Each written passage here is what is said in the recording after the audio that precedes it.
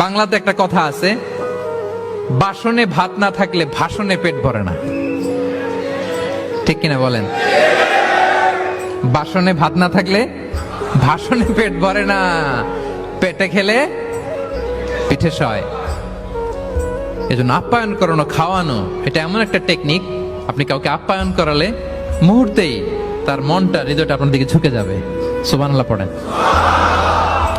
যে আল্লাহ বিশ্বাস করে এবং আখিরাতে বিশ্বাস করে সে যেন তার মেহমানকে সম্মান করে। মেহমান আপ্যায়ন করা সুন্নাহ, এটা সুন্নাহ।